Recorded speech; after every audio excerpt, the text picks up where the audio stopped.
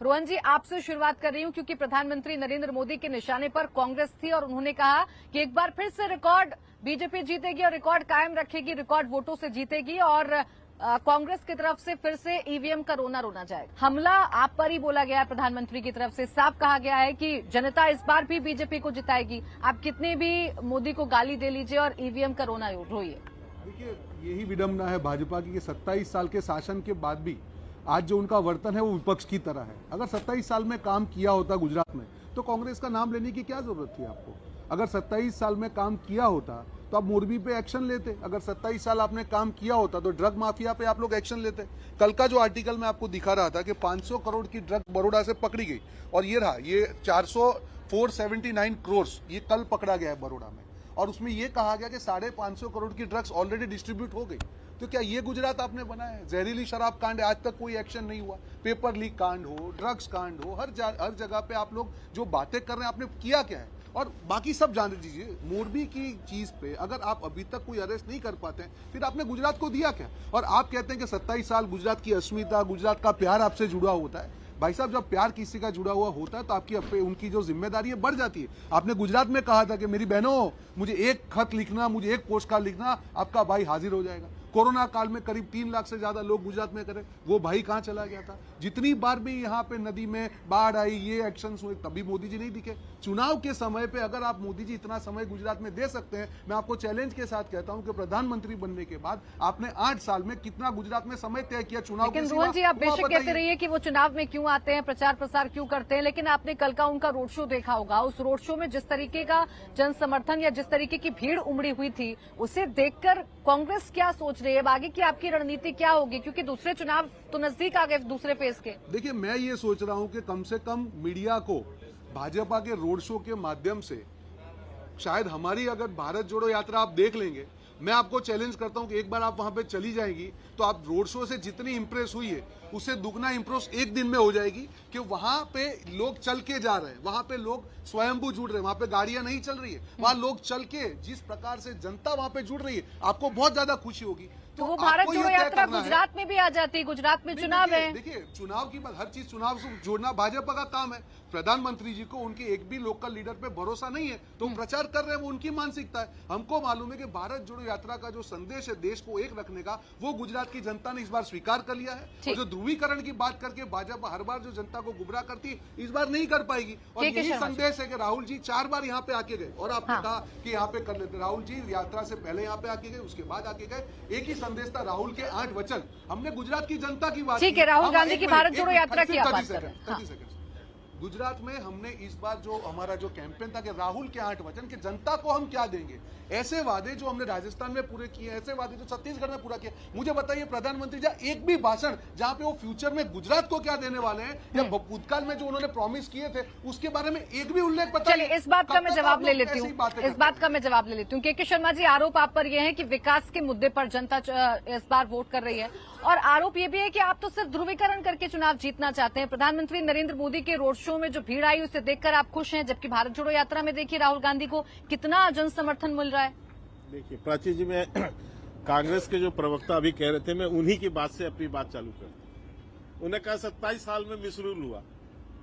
27 साल में यदि मिसरूल हुआ होता तो क्या गुजरात की जनता 6 बार भाजपा को अपना मत देकर चुनाव जिताती? यदि मिसरूल हुआ होता तो वो अपने बात का अपनी बातों से खंडन कर रहे। जनता आखिर जवाब कौन देगी? जनता देगी ना। जनता ये जवाब दे रही है कि वो भारतीय जनता पार्टी को लगातार जिता रही है यहाँ पर, माननीय प्रधानमंत्री मोदी जी के नेतृत्व को स्वीकार रही है यहाँ पर, और यही नहीं, लोकसभा से लेकर हर स्तर के चुनाव पर स्वीकार रही है।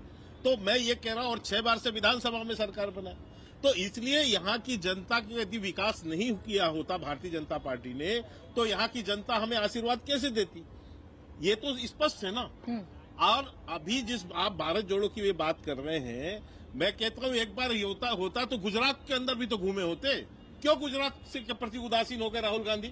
क्यों इनकी यात्रा नहीं आई? अब ये कहते हैं कि साहब राजनीतिक यात्रा नहीं है। रोज उसमें जो है वो जो भाषण देते हैं वो तो राजनीति की भाषण है। जो प्रेस कॉन्फ्रेंस करते हैं वो राजनीतिक महंगाई से लेके बेरोजगारी से लेके सब विषय पे बोलते हैं।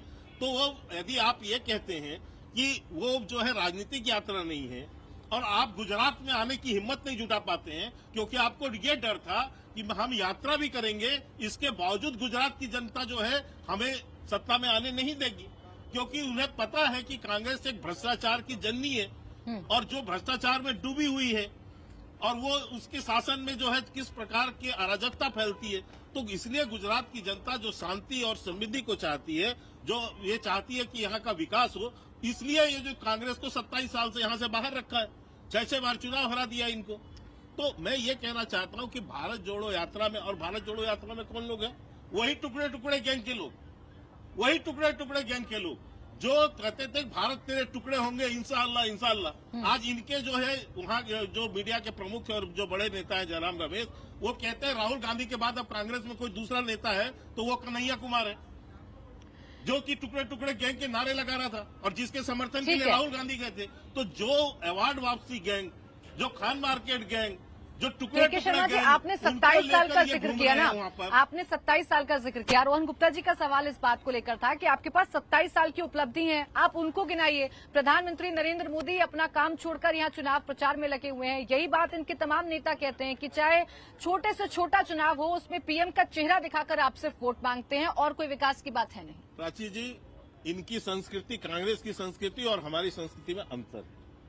आप जो है जनता से मिलना नहीं चाहते, इसलिए नहीं मिलते हैं क्योंकि जनता उस समय आपसे जवाब मांगती है। जब जवाब मांगती है तो आपने तो कुछ किया नहीं है, तो आप जब जवाब क्या देंगे? तो आप डर के मारे जनता से बाहर होते हैं। हमारे यहाँ की संस्कृति यह है कि हमारा जो प्रथम शीर्ष नेतृत्व है, वहां से लेके बूथ तक का कार्यकर्ता जो है वो चुनाव के दौरान पर जनता के सामने जाता है, जनता की समस्याओं को सुनता भी है, जो विकास कार्य किया है वो विकास कार्य को बताते भी हैं। और इसलिए हम लोग जो है चुनाव के दौरान हमारे शीर्ष नेतृत्व से लेकर बूथ तक का नेतृत्व जो है वो जो है जनता के बीच रहता है। चुनाव के लोकतंत्र में चुनाव क्या है? लोकतंत्र में चुनाव है जनता से संपर्क और संवाद। और यदि उस दौरान हम संपर्क और संवाद न करें और कहीं दूर जाकर हम कहीं जो यात्रा करते रहें और लोगों को बेवकूफ बनाने की कोशिश करें, आप जनता का नहीं सामना। पूरे हिमाचल चुनाव में एक यात्रा में जन समर्थन की बात रोहन गुप्ता जी कह रहे हैं और नजर उतारने के लिए एक दिन आए, तस्वीरें जो आती हैं उसमें जन समर्थन राहुल गांधी के साथ है, ऐसा नजर भी आता है। खैर, मैं इशरत जी का इस पे कमेंट ले लूं। इशरत जी, ये जो दूसरे चरण का अब चुनाव हो रहा है, इसमें सबसे ज्यादा निगाहें इसी बात पर टिकी हैं कि कौन कितना ध्रुवीकरण कर लेगा, कौन कितना हिंदू मुस्लिम का मुद्दा ले आएगा और उससे उतना ही फायदा होगा। आज तो ओवैसी जी भी मैदान में है। हाँ, ओवैसी जी आ रहे हैं और राउंड भी ले रहे हैं, लेकिन मुझे ताज्जुब इस बात का हो रहा है कि राहुल साहब को आना चाहिए था लेकिन राहुल साहब नहीं आए, तो इसका मतलब उन्होंने रास्ता क्लियर कर दिया मोदी जी के लिए। और दूसरी बात मैं ये कहना चाहूँगा, जैसे आपने इन्होंने कहा कांग्रेस पर इल्ज़ाम लगाया भ्रष्टाचार का, तो जो कर्नाटका के रेड्डी ब्रदर्स थे, ये बंगारू लक्ष्मण थे, वो भी हमें याद है कि किस तरह से उन्होंने कैमरे पर उनको पाया गया था रिश्वत लेते हुए और किस तरह से करप्शन के दाग लगे थे। दूसरा क्या सवाल आपका? सवाल इसी बात को लेकर है कि हिंदू मुस्लिम का जो आरोप लगता है, असदुद्दीन ओवैसी आ रहे हैं, जमालपुर में वो आएंगे, जनसभा करेंगे। जमालपुर खाड़िया कैसा इलाका है ये सबको पता है, सबसे ज्यादा आप ही की पार्टी पर आरोप लगते हैं। देखिए, आप उनकी स्पीचेस सुन लीजिए ओवैसी साहब की, उसमें कोई भी एक स्टेटमेंट अगर हिंदू भाइयों के खिलाफ हो तो आप बताइए मुझे। इंडिया टीवी हर वक्त हर जगह डाउनलोड करने के लिए सर्च करें India TV news Google play store या ऐप स्टोर पर।